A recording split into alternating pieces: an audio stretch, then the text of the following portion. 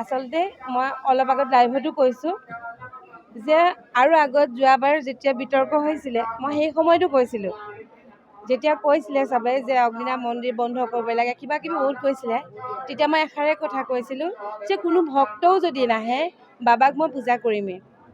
আৰু বিগ্ৰহভাগক লৈ বিতৰ্ক হৈছিলে তেতিয়া মই কৈছিলোঁ যে প্ৰথম শিৱলিংগ ভাগ আমি স্থাপন কৰিছিলোঁ আৰু এই বিগ্ৰহভাগ শিৱলিংগভাগ স্থাপন কৰা 2 বছৰমানৰ পিছতে মই বিগ্ৰহভাগ ৰাখিছিলোঁ। ইয়াতে শিৱৰ শক্তি আছে, একেখিনি কথাই কিন্তু যোৱাবাৰো কৈছোঁ, মই একেখিনিয়ে কৈছোঁ। ইয়াতে আছে শিৱৰ শক্তি, সেই শিৱৰ শক্তিক মই নাম দি লৈছোঁ অগ্নিনাভ। গতিকে আমি অগ্নিনাভ নামেৰে শিৱৰ শক্তিক আমি পূজা কৰোঁ, কথাটো হ'ল সেইটো। গতিকে বিগ্ৰহভাগ যেতিয়া ৰাতিপুৱা আহি পেলাই আমাৰ ইয়াত পূজাৰী কৰ্মচাৰীসকল আহি প্ৰথমতে দেখা পাই মোক গৈ কৈছেগৈ, অলপ সময় মোৰ দুখ লাগিছে, যিহেতু তেওঁক মই সৰু ল'ৰা ছোৱালীৰ নিচিনাকৈ লালন পালন কৰোঁ। নেদেখি পেলাই বহুত কান্দিলোঁ মই অলপ সময়। তাৰপিছত মোৰ মন আকৌ ষ্ট্ৰং, যে কান্দিলেও মোৰ এটাই ভাৱ যে বাবাৰ শক্তিক কোনেও নিব নোৱাৰে। তো সেই ভাগ গ'ল যদি মই বেলেগ এভাগ হ'লেও স্থাপন কৰি ল'ম, কিন্তু মোৰ মনত মানে এইটো পূৰাকেই দৃঢ় বিশ্বাস যে বাবা য'তেই থাকে আহিব, মানে ওলাব, তাৰমানে মোৰ মনত এইটো দৃঢ় বিশ্বাস। তাৰপিছত মই ষ্ট্ৰং কৰিলোঁ, নাই মই যাওঁ, পূজা মুঠতে কৰিমেই, মই যেনেকৈ কৰিব লাগে কৰিমেই। ঠিক মই কাপোৰ কানি ঠিক পিন্ধিছোঁ, পিন্ধি মেলি মই ইয়াত চাব আহিছোঁ। ঠিক 45 মিনিটমানৰ সময়ৰ ভিতৰত, কাৰণ তেতিয়া মই বাবাক কৈছোঁ, বাবা তুমি ইমান ৰাইজক তুমি আশীষ দিয়া, চবেই সমাধান পায়, গতিকে তোমাৰ বিগ্ৰহভাগ কেনেকৈ নিব পাৰিলে। কিন্তু তাৰ 45 মিনিটমানৰ ভিতৰত আমি খবৰ পালোঁ যে শিমলুগুৰি ষ্টেচনত তাতে ধৰা পৰিলে বুলি পেলাই। এতিয়া কথা হ'ল, আমি তেওঁক যিধৰণে পূজা কৰি আহিছোঁ, তেওঁক আমি পূজা সদায় কৰিমেই, আৰু মনত আমাৰ সেইখিনি তেওঁৰ শক্তিক আমি সদায় পূজা কৰোঁ, পূজা কৰিমেই। সেইধৰণে আমি আজিও এতিয়া পূজা কৰিমেই। আৰু কাইলৈ পৰহিলৈ এনেওতো আমাৰ মন্দিৰভাগ আমি তেওঁৰ স্থানান্তৰ কৰিব লাগিব। আমি মন্দিৰভাগ যেতিয়া নতুনকৈ বনাম, আমি ক'ত কেনেকৈ বহাম সেইখিনি একো ক'ব নোৱাৰোঁ। প্ৰত্যেকটো কথা অগ্নিনাভ মন্দিৰৰ প্ৰতিটো কথা মই বাবাক জনাইহে কৰোঁ। আৰু মই যিখিনি সিদ্ধান্ত লওঁ বা কিবা কৰ্ম এটা কৰোঁ, সেই প্ৰতিটো কাম তাৰমানে মই বাবাক জনাইহে কৰোঁ। আৰু যিবোৰ সিদ্ধান্ত বা যিখিনি হয় সেইখিনি মই বাবাই কৰাইছে বুলি ভাবোঁ। কিন্তু এই যে আজি হেৰালে বা নিলে, এইটো মই কিবা এটা বাবাৰে কিবা এটা বুলি মই ভাবিছোঁ। তাৰমানে এইটো মই নিগেটিভ নাই ভাবা, কিন্তু একদম অন্তৰৰ পৰা মই এই স্থানতকৈ বাবালৈ চাই কৈছোঁ, এইটো মই কিন্তু নিগেটিভ নাই ভাবা। এইটো মোৰ ফালৰ পৰা তাৰমানে বাবাই কৰোৱাই কিছুমান কাম মই জানো, এইটো কিবা এটা মই পজিটিভ বুলিয়ে ভাবোঁ। তাৰমানে কিবা এটা কাৰণত বাবাই কৰাইছে। আকৌ বাবা আহিব কাইলৈ, আজি এতিয়া নাজিৰা থানাতে আছে, তাৰপৰা আকৌ আমাক দিব। আমি আকৌ দেওবাৰৰ পৰা আমি বাবাক দেখা পাব। আজিৰ দিনটোৰ কাৰণে খালি নাই দেখা আৰু ভক্তসকলে।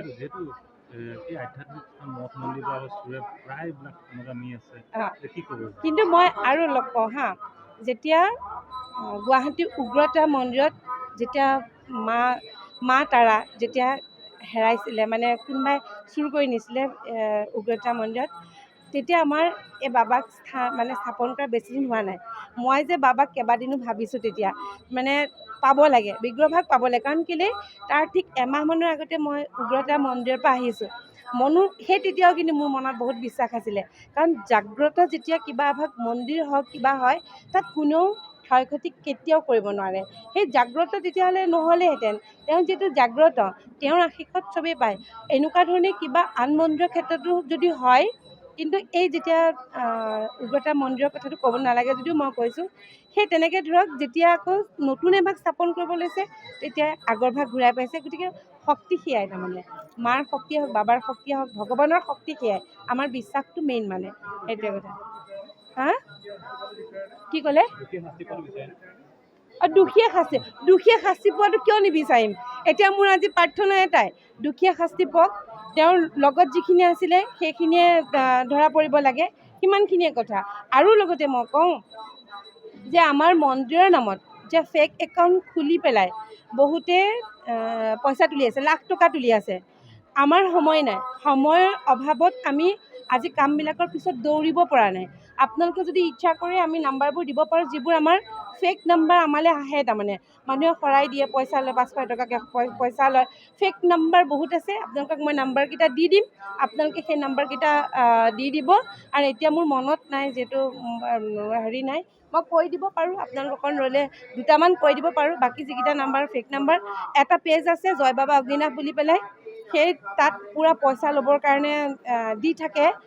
জয় বাবা অগ্নিনাভ বুলি এটা পেজ আছে, তাত কয় যে শিৱৰাত্ৰিৰ কাৰণে পইচা তুলিব, আপোনালোকে যোগাযোগ কৰক।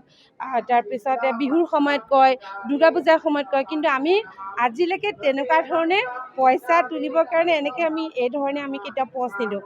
আমি ভগৱানৰ প্ৰতি যাৰ বিশ্বাস আছে, ভগৱানৰ ওচৰলৈ এনেও চব আহিবই। আমি মাত্ৰ কণ্টেক্ট কৰিবৰ কাৰণে আগতে আমি কণ্টেক্ট নাম্বাৰ পৰ্যন্ত আমি দিয়া নাছিলোঁ। আমি যে কোনো কণ্টেক্ট নাম্বাৰ দিয়া নাছিলোঁ। কণ্টেক্ট নাম্বাৰ লাষ্টত আমি এইকাৰণে দিবলৈ, যেতিয়া ফেক একাউণ্টবোৰ খুলি মানুহৰ পৰা পইচা ল'ব ল'লে, তেতিয়াহে আমি আমাৰ নাম্বাৰ দিয়া হৈছে। এতিয়া সেই নাম্বাৰবিলাকে পইচা তুলি ভক্তৰ পৰা লৈ আছে, আৰু ভক্তই গম নাপায়, পিছত গম পায়। আৰু যেতিয়াই বেছিকৈ সোধে তেতিয়া ব্লক কৰি দিয়ে, লগালগ ব্লক কৰি দিয়ে। কেইবাটাও নাম্বাৰ আছে, আপোনালোকৰ নাম্বাৰকেইটা মই দি দিম। সেইকেইটাও যদি কোনোবাই কিবা তদন্ত কৰিব পাৰে, খুবেই ভাল পাম। আৰু সেই দোষীও যদি শাস্তি পায়, অত্যন্ত শান্তি পাম। তাৰমানে কাৰণ আমাৰ সময় নাই কাৰণে আমি আজি লাগিব নোৱাৰোঁ। কেইবাটাও পেজ আছে, সেই পেজখিনি এই ধৰণে নাম্বাৰ দি আমাৰ লগত যোগাযোগ কৰক বুলি দিয়ে। আপোনালোকক সেইখিনি দিম, সেইখিনি আপোনালোকে চাই ল'ব পাৰিব। ইমানখিনিয়ে কথা। এতিয়া বহুত ভক্ত আছে, আৰু সকলো ভক্তৰ মনৰ বাঞ্ছা সিদ্ধি হওক। আপোনালোকে কেতিয়াও মনত দুখ নকৰিব, আপোনালোকৰ বাবা একেধৰণে আছে। এই শক্তিক কোনেও নিব নোৱাৰে, যেতিয়ালৈকে আমি তেওঁক অসন্তুষ্ট নকৰোঁ। আমি যিহেতু তেওঁক অসন্তুষ্ট নাই কৰা, আৰু তেওঁ ইয়াত বহিছে, নাজিৰাত বহিছে, এতিয়া সকলো ৰাইজকে তেওঁ আশীষ দিব, সেইটোৱে আমাৰ দৃঢ় বিশ্বাস।